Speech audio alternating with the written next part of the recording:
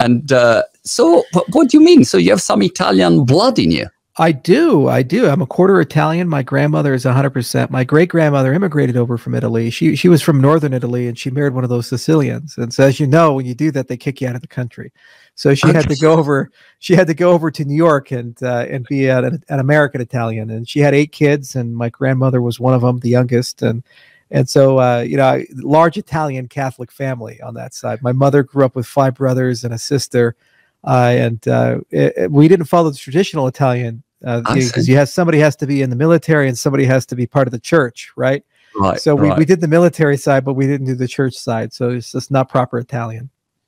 Gosh, but what do you mean you did the military side? On my mom's side, my mother was in the army, and one of her brothers, one went in the Marine Corps. My grandfather was on my mom's side was a Marine in the Korean War. So they all joined the military. But none of them joined the church. No one became a priest, and we're like, I see. Yeah, what did you do there? no priest there. Well, that's interesting. I didn't know about it. And do you sometimes go to Italy, or have you ever spent time there? I've been all around Italy, from Agrigento down in in Sicily, the city of temples, and Marsala on the west. Good sweet wine there. All the way through Naples, they get the pizza there. You go up to Perugia, Rome, go north Tuscany.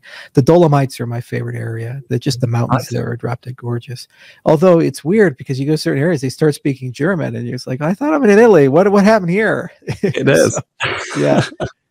It's crazy. To me, it's crazy because I live in UK now for, I don't know, 9-10 years. My wife is British, and but I do a lot of videos where I speak in Italian, and every time there are topics. Crypto is one of those topics, right. For instance, that in this moment there is still a huge gap between Italy and the rest of the world, I think. So if I say, I don't know, NFT or crypto or any kind of Web3 related topic, right. I would say a lot of people, probably majority of people, think, this is scam. This is not good. This is like rubbish.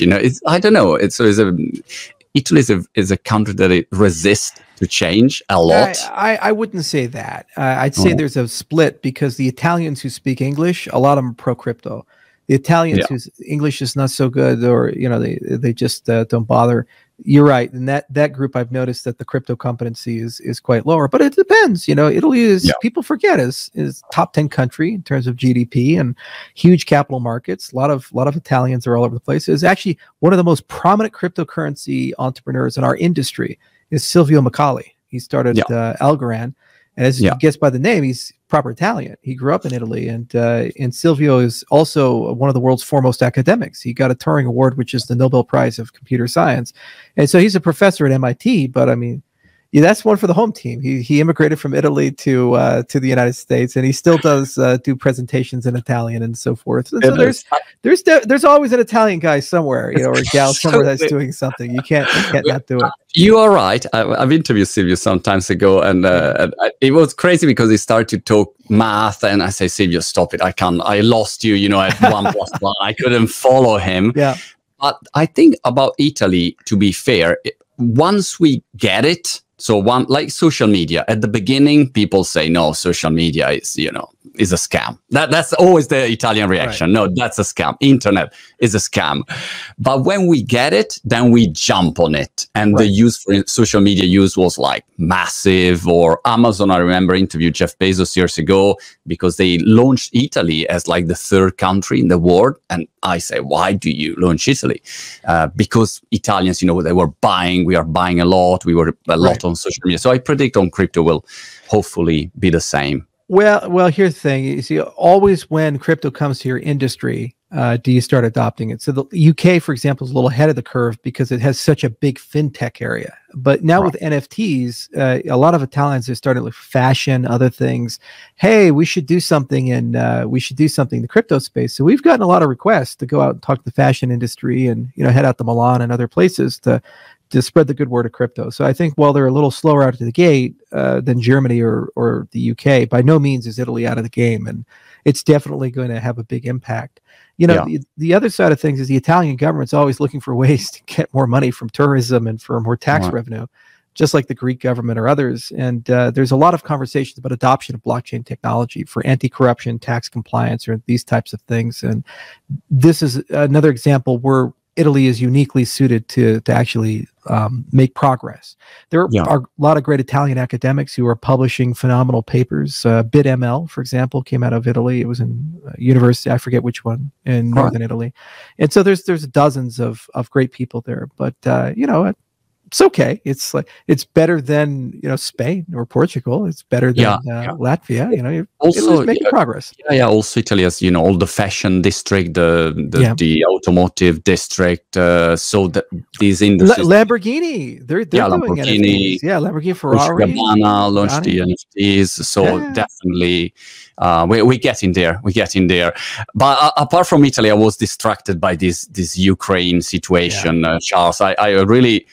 First, I don't know, maybe I just don't get it, but I don't understand how in 2022 you can go to war like that. It's something that surprised me a bit. I don't know if you were surprised or not, but I was not expecting this to happen, to be honest. So this was my first reaction.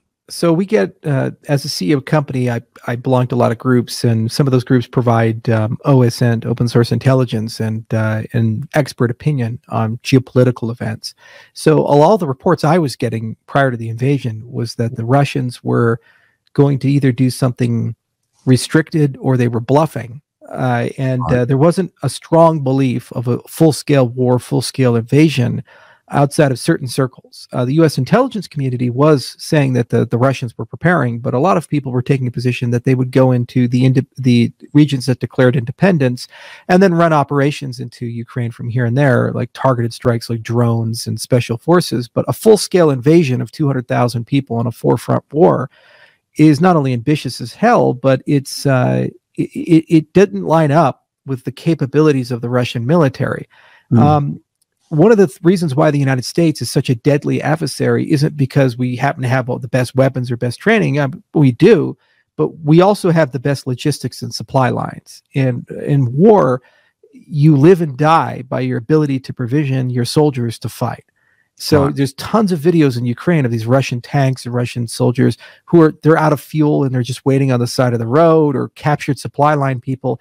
And the Russian army wasn't really well set up and ready for this type of invasion. So it caught everybody by surprise. And I think what Putin was planning was that he was going to win within a week. You know, the whole Ukrainian government would crumble, Zelensky would flee, and that basically would be an easy acquisition. Zelensky, for those who don't know, he was an actor. And he played the Ukrainian president on TV. This was his thing. Everyone's like, "Yeah, we like this guy. Let's make him president." Yeah, I think he's so nobody took him seriously. And now he's out there kitted out, and he's presenting a very strong front. And it looks like there's going to be a brutal Ukrainian resistance against Russia. There already is. So it's going to be much more expensive and time consuming. Now, what Putin was probably hoping for was he could take the country quickly, put a Vichy government in, and then negotiate with NATO and the U.S. to remove the sanctions, and then give away the West again, leave that government in place, and then just take those two areas and get concessions on bases and missile placements. Now that he's in a protracted conflict, we're in a really delicate situation, because if he was to admit defeat, there's a good possibility Putin would be overthrown. And so you're in this situation where he has to win to preserve his power in Russia. But if there's a strong resistance, the only way he's going to win is with weapons of mass destruction. And so we've seen some very concerning things in the last few days in particular. The Chechen forces and the Russian shock forces are carrying gas masks and mop gear, which would indicate potentially the use of chemical agents. And then also the deployment of thermobaric missile batteries, which at the scale the Russians use them are pretty horrific weapons that are certainly war crimes if they were used in urban settings. The other thing is Kiev is fully encircled, and recently today the armor moved back, which is indication they're trying to let the civilian population flee the city. And that's a bad sign, because that would be an indication of a full-scale invasion of the city and a block-by-block bloody conflict. When you surround a city, you have two choices. Do you try to take it, or do you siege it and starve them out? And so the siege is, you want to negotiate. the take it is what we did in Ramadi, the United States, and that was a brutal fight. It was block by block, and snipers everywhere, IEDs everywhere. The soldiers actually took structures and lived in them, camped in them, and then would go take another structure and live and camp in it to gradually take over the city. It was a brutal conflict, and this could be far worse. I see. So the paradox is that if you want Putin not to use like weapon of mass destruction, basically you have to find some kind of way out also for him, a way that he somehow you negotiate and say, all right, you didn't really win, but you didn't really lose, you're still in power. But so it's a bit of a paradox. And unfortunately, it's a lose-lose right now. Right. You always look for win-win in diplomacy. So the problem is that you can't let him win, because you can't allow him to take a sovereign country that's the second largest country in Europe, 40 million people, just not tenable. And you can't legitimize acts of aggression. This is why the U.S. responded so vehemently with Iraq invading Kuwait. There was certainly oil and geopolitical reasons for that, but the whole world was united and said, we don't really want to live in a world where dictators just pick off smaller countries for fun, and especially in the United States, because if Russia was successful with Ukraine, it would embolden China to attack Taiwan. So he has to withdraw. But he's now in a position where if he withdraws, he's overthrown. So how do you handle that? And the U.S. is now actively pushing for regime change. If you look at the sanctions on the oligarchs, that has less to do with making them bankrupt. These guys dig their trenches deep. What they're basically doing is saying, your life is going to be systemically more painful, and Putin is no longer good for you. So you guys get your shit together and figure out how to cut the head off the beast and have a regime change. He dies of mysterious causes or is isolated or something like that. The problem is, unlike the fall of the Soviet Union, where you had to Gorbachev or Yeltsin, we don't really have someone who's strong enough in Russia, because Putin was very good at destroying those people, who could stand up and be legitimate resistance for a power transfer too. So it isn't clear how to get rid of Putin. It's not clear who would be the next person, if they're even any better than Putin. And also now we're in a situation where Russia is under very aggressive sanctions. Even SWIFT sanctions have come, and more will come. So the economy will start showing significant signs of wear within about 30 to 90 days. And then it'll just get worse and worse and worse, similar to what happened in North Korea. You'll start seeing starvation and martial law and other things within 180 days to 360 days if they continue this tight bottleneck of sanctions. And inevitably, they're going to have to do the unthinkable, which is cut off all energy exports, in which case that's pretty dramatic. Their ally set has diminished greatly. I mean, they only kind of have China, kind of have India. The only reason India is playing is because all their military hardware is Russian. And so they're like, look, America, make us a deal, give us your stuff and then maybe we can talk or something. But we're kind of in bed with these guys if we want national security. The other thing is India is geopolitically a foe right now of China. So, if India wants to play angry against Russia, U.S. has to give them something against China. So that's one of the reasons why they're doing what they do. And obviously China and Russia have been very close for a while. They just did a 100 billion euro pipeline deal. And so they're trying to support their ally, but by abstaining in the Security Council, it's clearly showing that China is not fully aligned with what Russia is doing.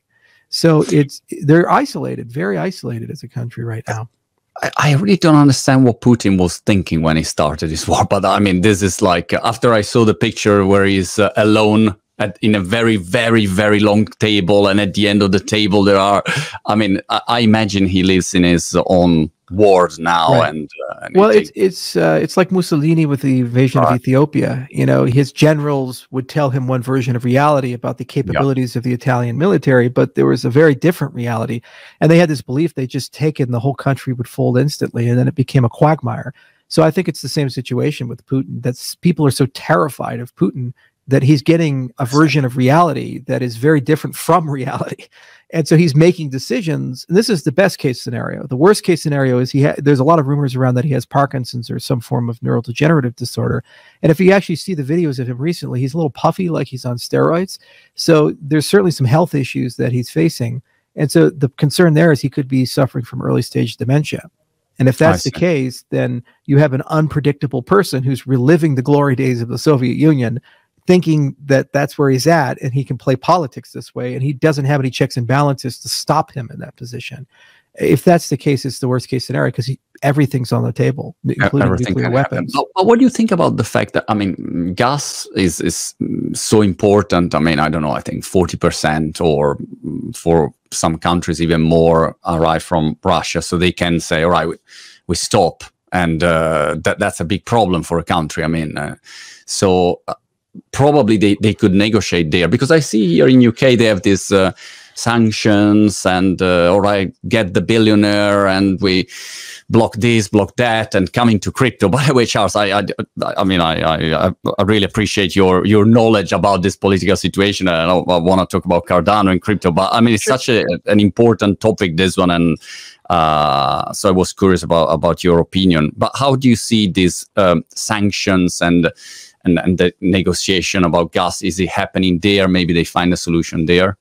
It's not 2000 anymore. And this is the problem with the Russians, is that they don't seem to appreciate that the world is moving towards a post-fossil fuel economy.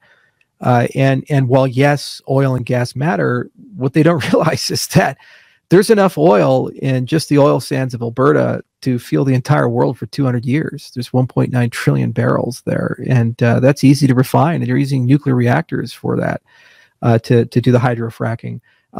We have massive reserves of natural gas in the United States. The U.S. is now the world's largest energy exporter. So we can send LNG to Europe. And yeah, the supply chain will be shitty for 3 to 6 months, but capacity can increase. There's tons of wells that are capped right now because the prices are too low.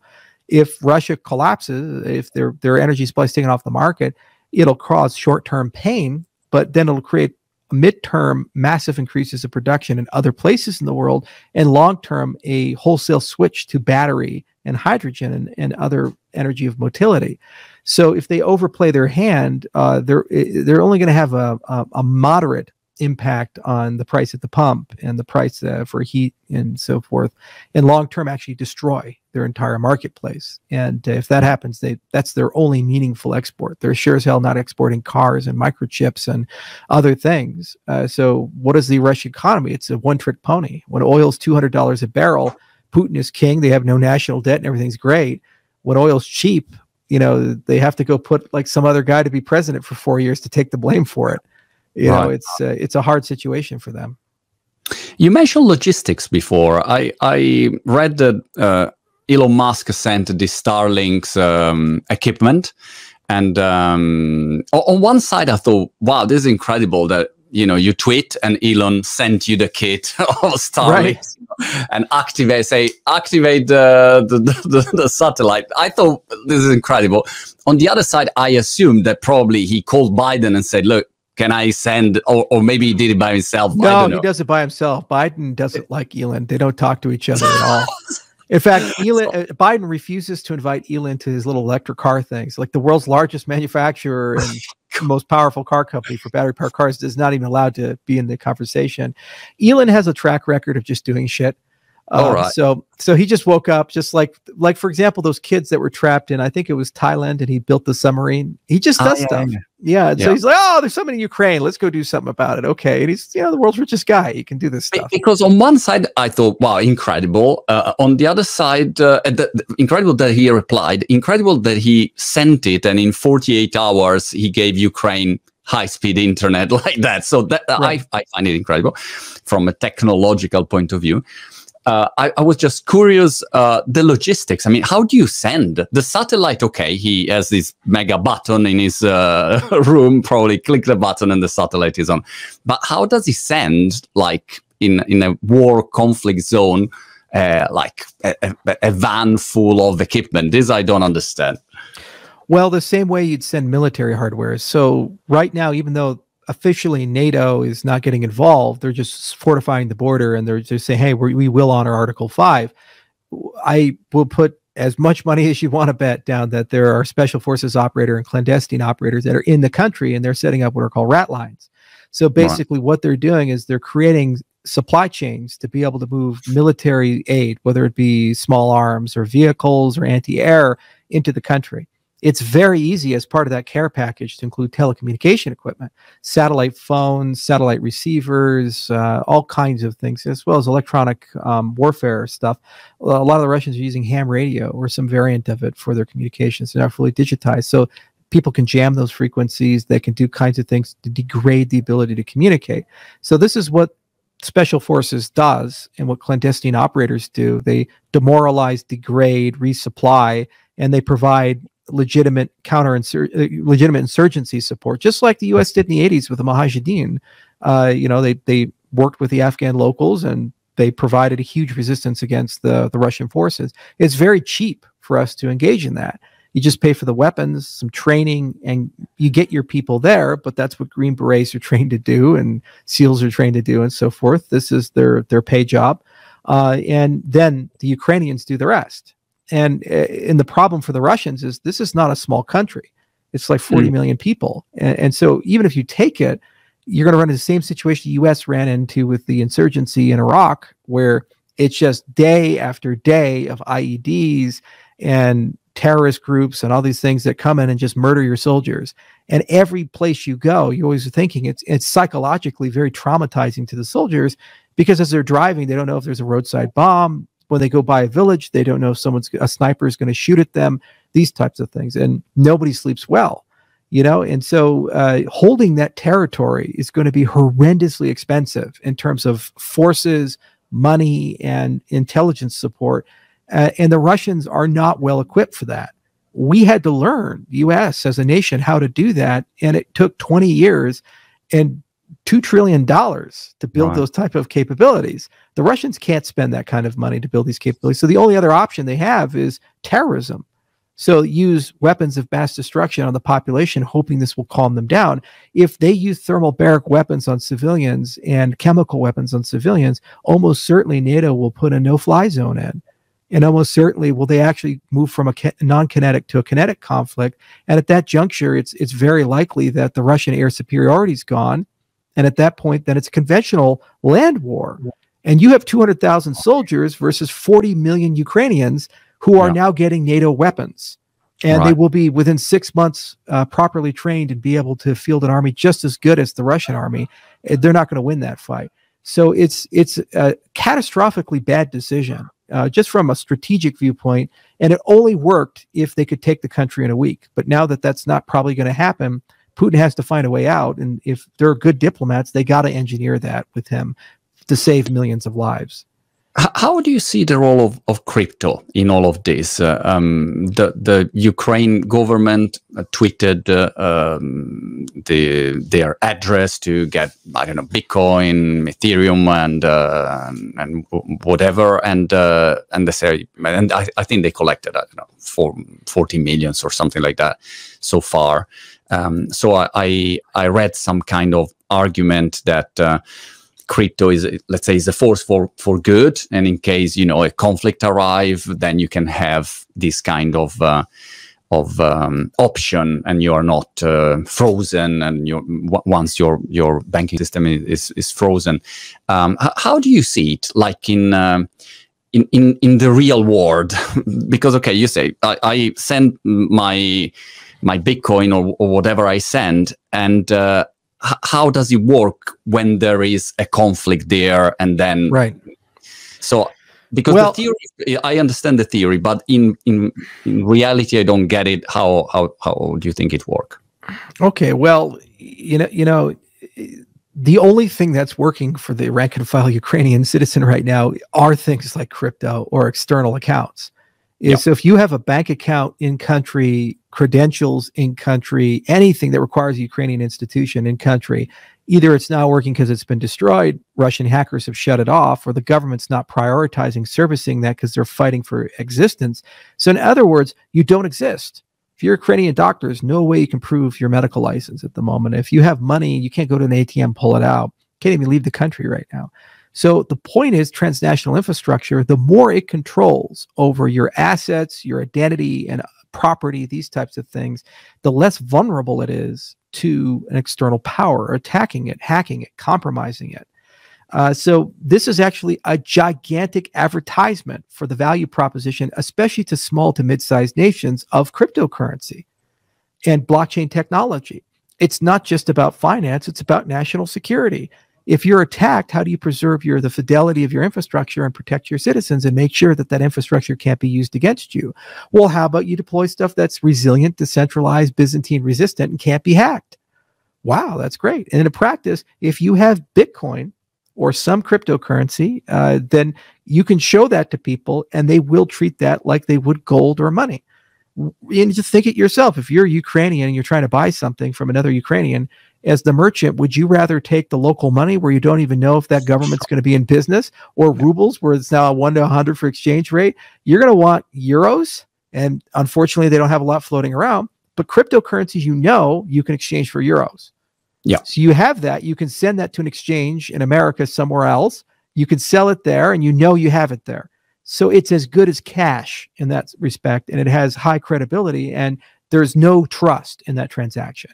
So in essence, it's actually very effective. And I've had Ukrainian contractors for years now, and they for a long time have wanted to be paid in crypto, not US. And it worked out for them because we were paying at $250 Bitcoin.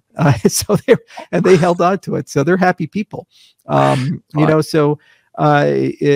This is a good thing, I think, to advertise the space, if there's any light at the end of the tunnel, about the national security interest for small to mid-sized nations to protect national infrastructure, and also just the power of having a currency that's like gold, like a universal cash that is useful everywhere and you can prove is useful everywhere when people are under duress. And now with Starlink and other things, people won't lose internet connectivity, even if the Russians destroy the cell phone towers or cut the fiber optic cables.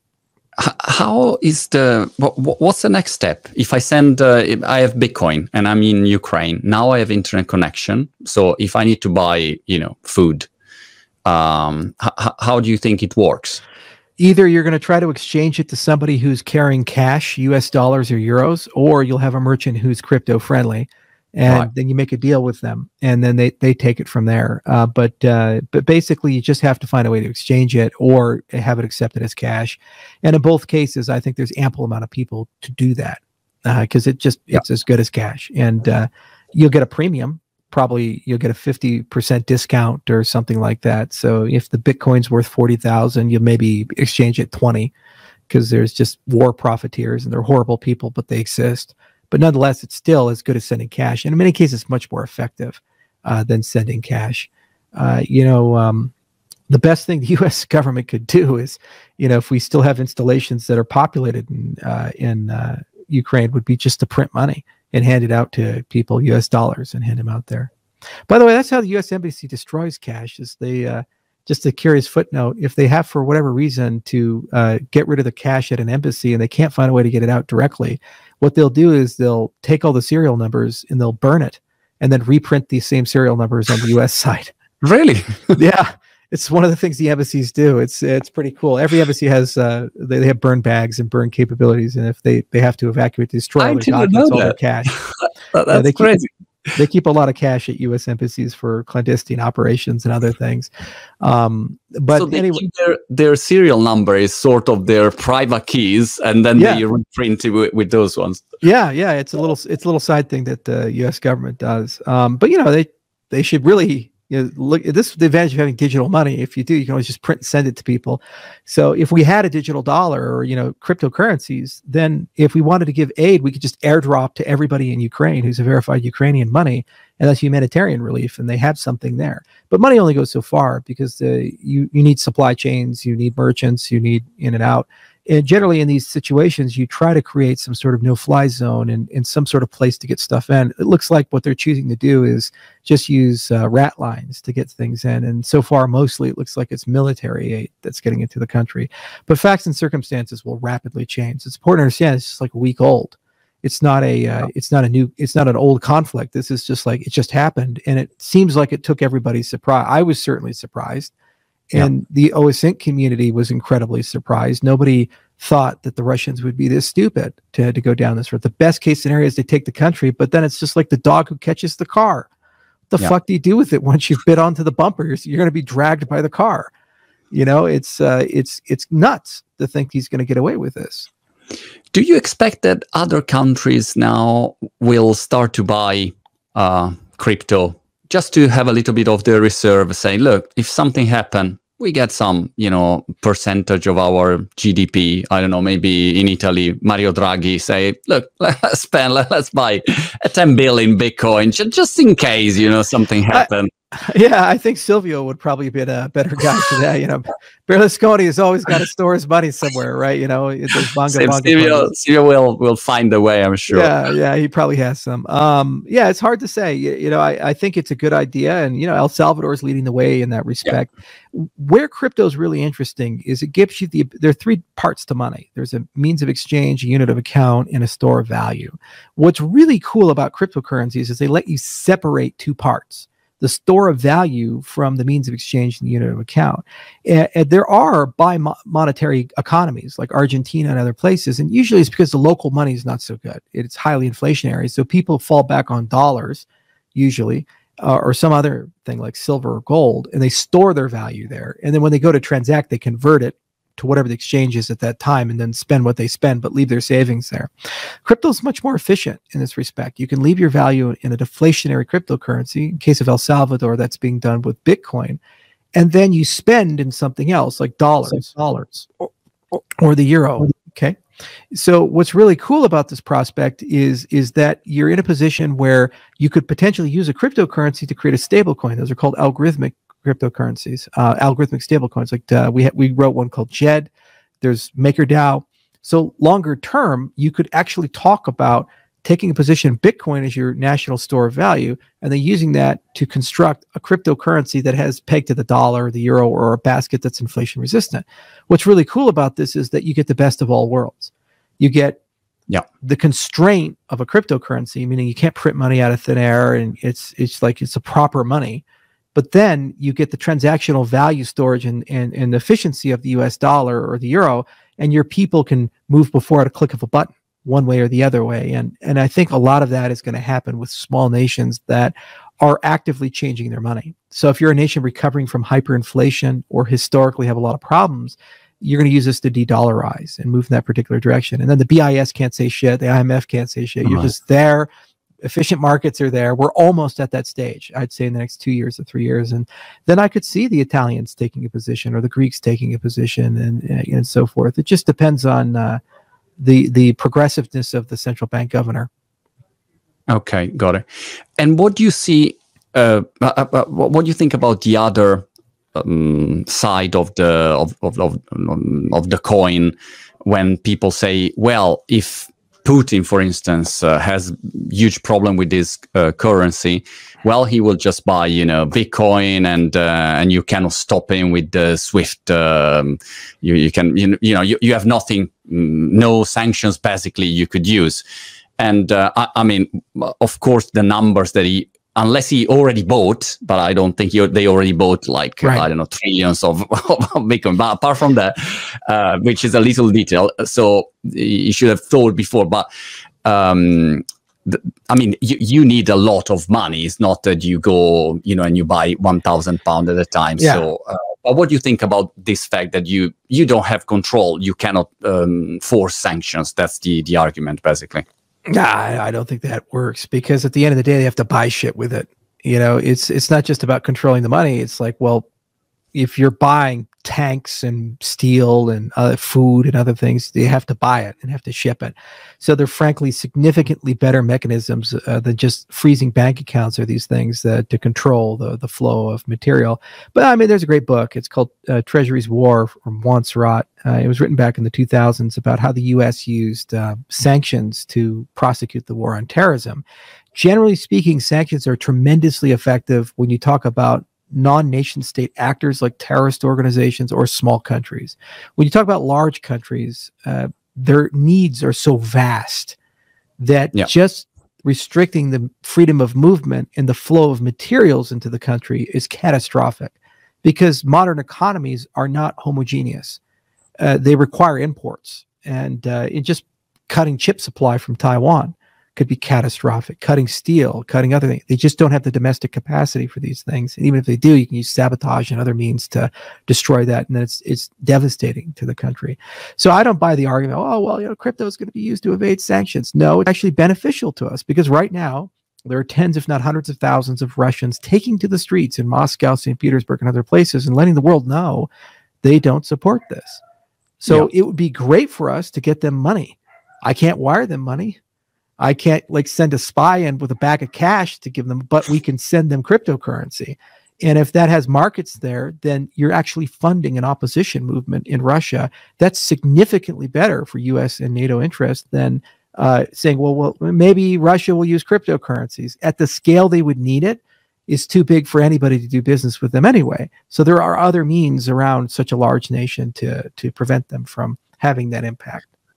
Got it. How do you see Charles Cardano playing in all of these in this scenario? And by the way, I really want to tell you that every time I watch an interview of yours or a speech, I always really appreciated, Charles, the fact that you always talk about principles, because in the industry, sometimes people forget. I mean, I turned 50 this year, so I'm officially old, let's say that. And I really appreciate principles, because without principles, I mean, we already have, Facebook and Amazon. I mean, we don't need an alternative if it's still, centralized. And so I really appreciate that. And so I respect for Cardano and for your vision on this. But I was curious to understand, how do you see Cardano? Do you see something new for Cardano after this unfortunate situation in Ukraine, or just the roadmap keep going like it was before? Well, it gives us more arrows in our quiver when we talk with the GovTech side, nation states, about why they should adopt crypto. So right now we're going over it's restore institutional legitimacy and more commercial opportunity and liquidity and benefits to your citizens. But now we actually get to say national security, which is great. That's a very strong argument for all nations, including the United States, because they see what's happened with the cyber attacks with Russia to there, and they get deeply worried that if there was an act of aggression, internal or external, that disruption of services is catastrophic for a modern economy. So being able to create resilience in government infrastructure there is an undervalued area, and I think it's something that most crypto companies, they don't think about, because they're at the scale of business to consumer and how do we get mass adoption in Silicon Valley and user experience. Nation states think differently. They have different demands, and liquidity, revenue compliance, and national security are huge concerns. And that's now another arrow in our quiver that we can talk about. But in general, Cardano has always tried to be the adult in the room as a protocol. It's why we're in Ethiopia, Burundi, Zanzibar, other places, and we meet with heads of state regularly, because what we're saying is, look, the world is changing. Globalization is going to happen whether you like it or not. And there's a lot of things you got to do because of globalization that if you don't do, your nation's going to fall behind. And it's going to be catastrophically devastating to your economy and people. No world leader wants to suffer that. So blockchain is really an alternative to what's being offered to them, which is find a patron. China, the United States, adopt their system and always be second fiddle. Because if you're a world leader, you want to be a world leader. You don't want to be told this is the way your money has to work by a foreign power. That's called colonialism. And especially in Africa, they've lived under that boot for over a century, multiple centuries actually. And it's been horrible, absolutely horrible for the continent. So they want a way out, and the way out isn't, well, play China against America or Europe against America or Europe against China. The way out is something new and novel, and it's different. And so principles matter, and having technology that even the president of your country can't manipulate or change because it's inconvenient to them is a very powerful thing. And that's the magic of what we offer is not don't be evil, it's can't be evil. And once you have that certainty, it breeds trust and direct foreign investment. You see, if the whole world knows you have incorruptible systems, when I make claims or ask for investment, I know that there's certainty that there's rule of law there, which means direct foreign investment comes in. Why? Because of greed. If you have an economy that's modernizing, there's so much arbitrage opportunity in that economy to make billions of dollars. And if I'm an investor in the US, what am I going to do? Buy a bond for 3%, 4%? When there's 20% inflation in the streets? I got to go somewhere else. And if I know I can deploy capital into Senegal or Kenya or Congo or someplace, and just by modernizing it can get a 5x, a 10x, a 20x with a high degree of certainty of payback, that's where I go.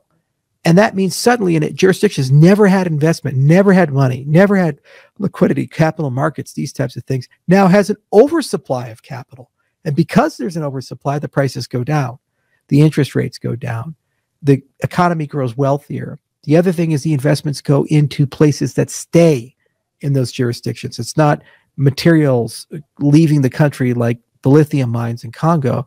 This is actually investment in entrepreneurs, businesses, people who then keep that wealth, grow that wealth, and that economy becomes ultimately richer.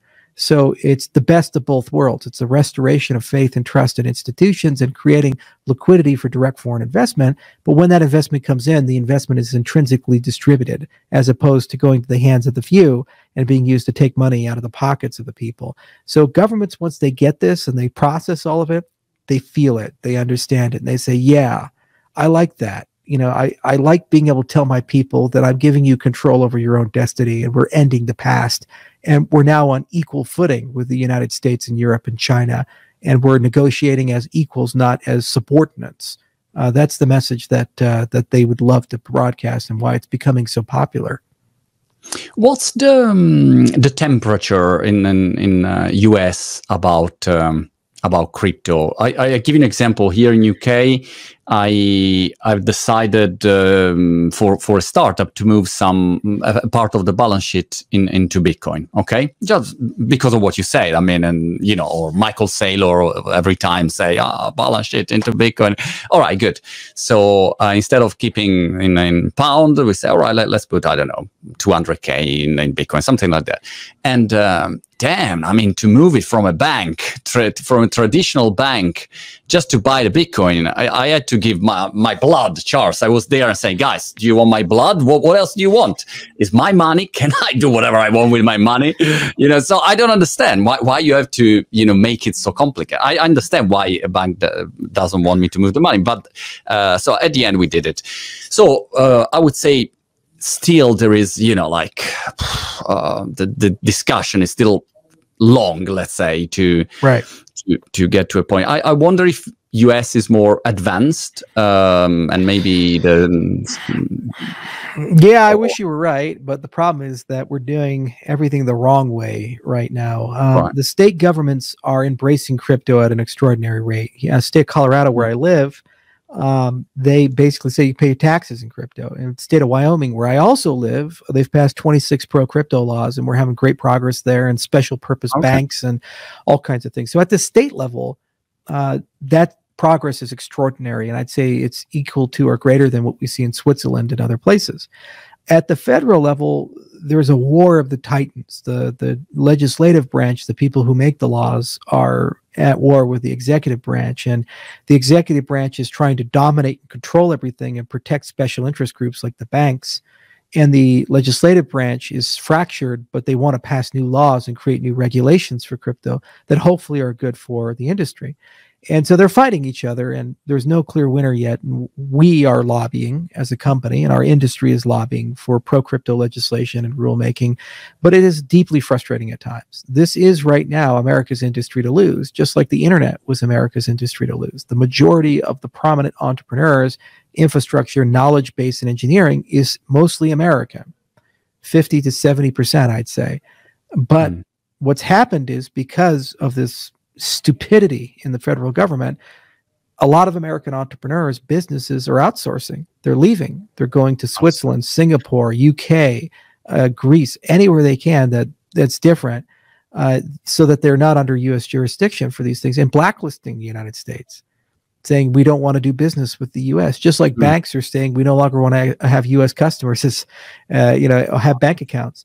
So it's disheartening for me, because I live in the United States, and obviously as an American, I'd like to see American leadership in this marketplace.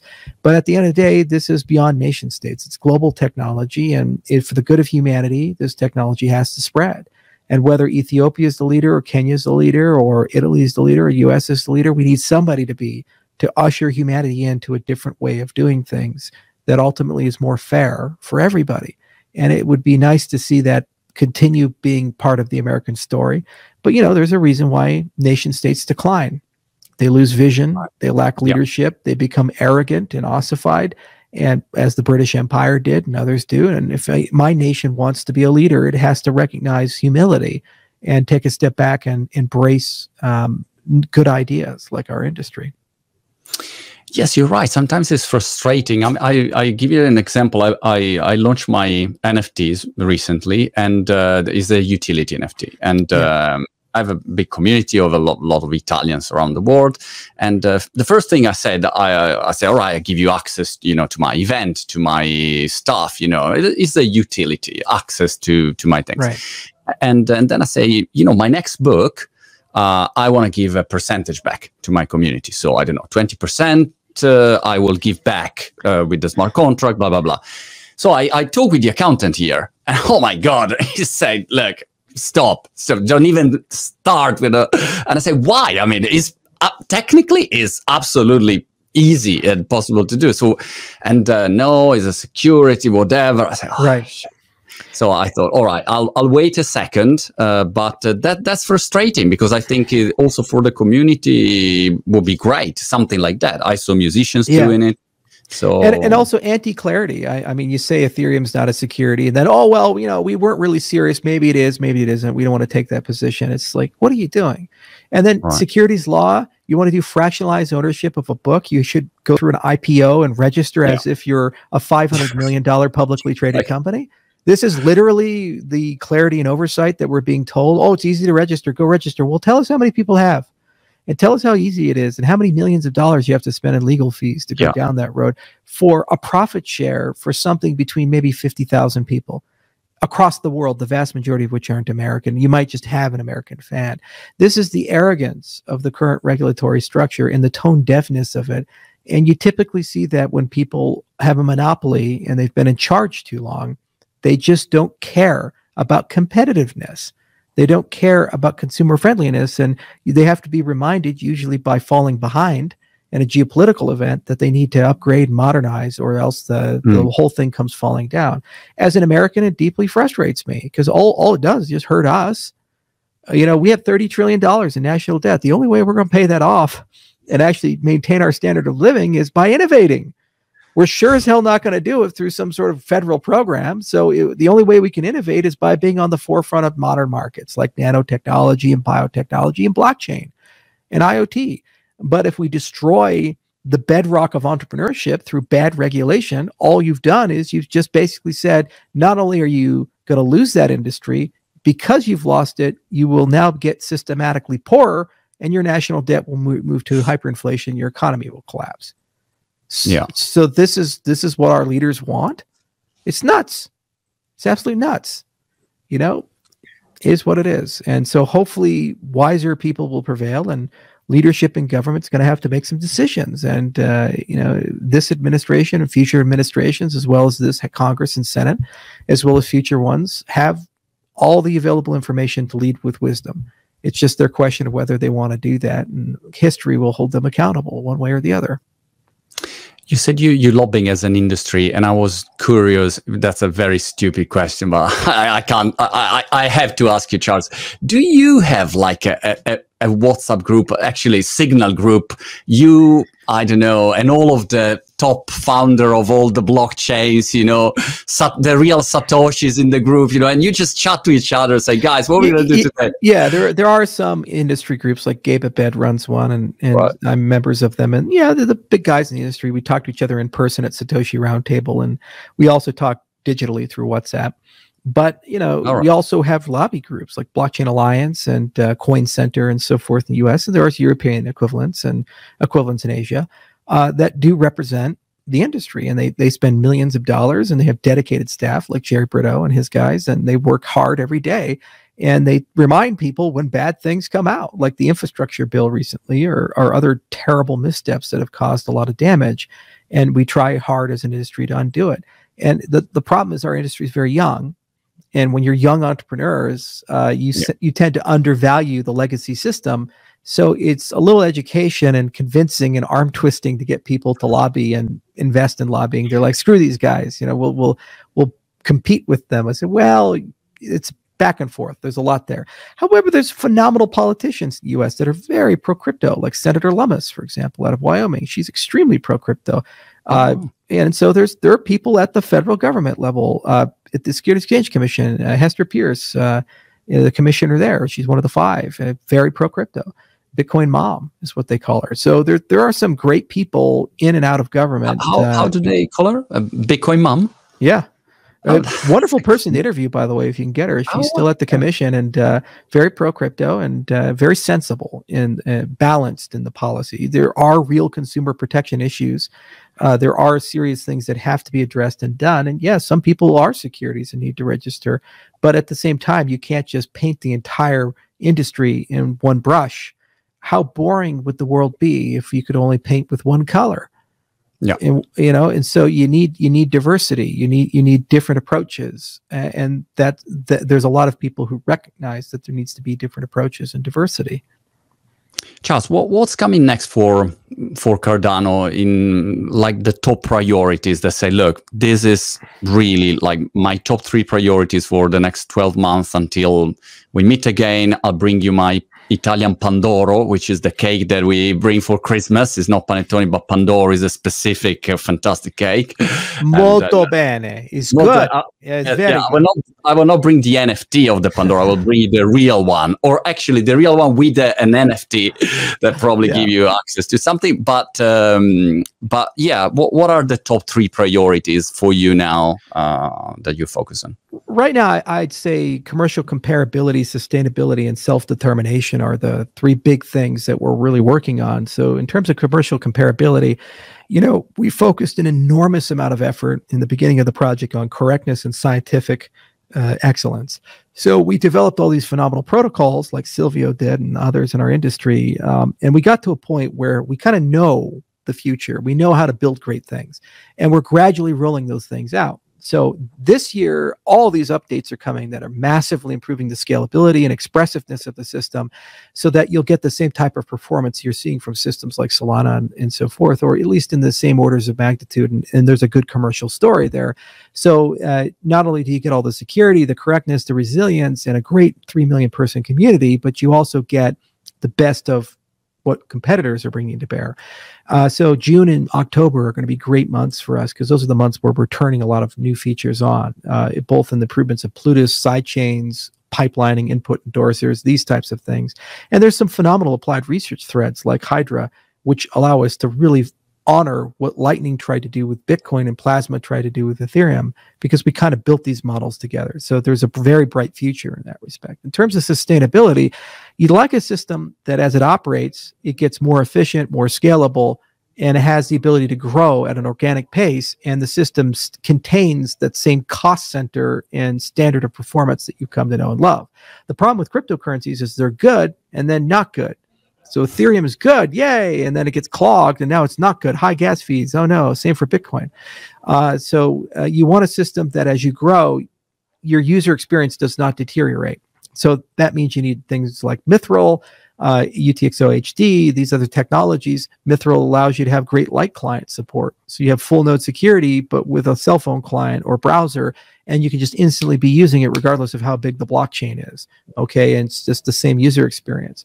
And other things just to keep the system scale and also make sure that the system is always decentralizing. So the way we designed it, the more valuable ADA gets, the higher the amount of stake pools you're going to get. And as a result, as adoption occurs, the system becomes more secure and decentralized over time, which is a desirable feature. And then self-determination, which is unique to Cardano and a few others like Tezos, is we have a great governance layer. You hold data, you can vote, and you can participate in the governance of the system. So having the system have the ability to decide its own roadmap, decide its own vision, not Charles Hoskinson or some consortium or some group of officials, but rather the people who hold the data coming together and converging to where they want to go over the next 5 years is a high priority, because once you've done that, you have the wisdom of millions, not the wisdom of a few. No matter how smart I am, I'm not smarter than a million people. Okay, so there's so much diversity there. It's just harnessing that wisdom of the crowds. And then also, Cardano has its own treasury system. So like any government, it has the ability to print money. And as a result, you can use that to fund its development. So it's not just self-determination, but it's also self-funding, self-bootstrapping. You get those two elements right, it's inevitable that you win, because you're always smarter, you always have the money to pay for growth, and whether it takes you 5 years or 10 years, you're going to get there because you don't regress, you don't lose people along the way, you just keep gaining. We're at 3 million, we were at almost nothing 4 years ago. And we'll wake up, we'll be at 10. We'll wake up, we'll be at 50. You tell me people are going to leave when they're tattooing our logo on their body? You're nuts. You're crazy. No, they're going to stay. Their life, they're naming their kids after us. We're not going anywhere. You see, so there's an inevitability as long as we honor the commercial comparability, the sustainability, and the self-determination. And that's really where the priorities are right now. For me, as a private company, where I'd like to use Cardano technology is economic identity. So while the protocol is useful for everybody, equally useful to a person in Senegal as it is in Italy and Rome, as it is in Wyoming, for me, we're really focused as a company, IO is, in jurisdictions like Kenya, Ethiopia, and other places where we can get economic identity to people, loans to people, remittances to people, stable assets to people that hold their value over the local currencies. And there's a lot of great, cool stuff this year we're going to be able to talk about that goes from aspirational to reality. In Bermuda 8 years ago, I said, hey, this is what crypto can do in a TED Talk. Well, we're going to show the world that not only is that possible, it's been done for real people in these jurisdictions. And then if we get it right, very quickly, that's going to grow to millions, to tens of millions. And really, it's going to showcase the moral value and the principal value of Cardano, of creating one world marketplace where everybody's treated equally and everybody has economic identity and they can't be shut out just because it's inconvenient to somebody powerful somewhere. That's the great vision and execution, Charles. Congratulations, really. Such a big pleasure to talk with you, and hope to meet you soon in person. Oh, of course. It'd be great to see you in Italy somewhere. All right. I'll see you soon. Bye. Ciao, ciao.